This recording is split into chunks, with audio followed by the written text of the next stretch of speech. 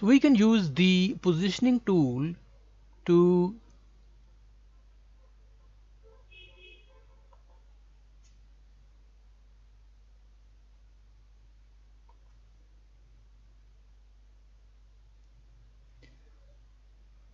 select the front panel objects that we want to group and lock together. We can click the Reorder button on the toolbar and can select Group or Lock from the pull-down menu. Let's select Group, and you can see that there is this grid showing that these objects are now grouped together. Grouped objects maintain their relative arrangement and size when you use the positioning tool to either, let's select one of them and try to move them, or let's try to resize them. Then all of them will maintain their relative size. The locked objects, if we select them, ungroup them, and then lock them, then the locked objects maintain their position on the front panel. So I cannot select this individually and cannot move any one of these locked objects around. So let's select them and unlock them and then group them, as it's easier to see them with the grouped objects.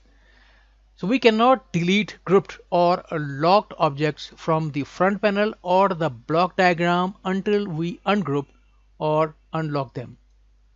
Let's go to the block diagram, select one of them, then go to edit and select delete, and the object will not be deleted since it is grouped. We can set the objects to be grouped and locked at the same time. So if we select this group, go to reorder, then we can also lock them as well. So now they are locked and grouped as well. If we set objects to be grouped and locked at the same time, we must ungroup and unlock them before we can delete them from the front panel or the block diagram. So if we select and try to delete, it will not be allowed since they are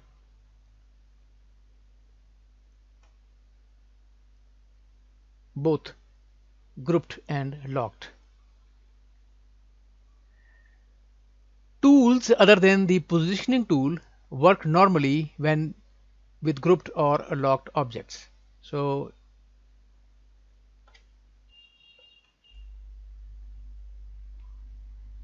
we can work with them individually.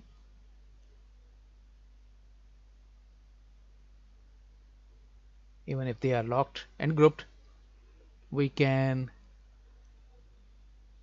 color them individually.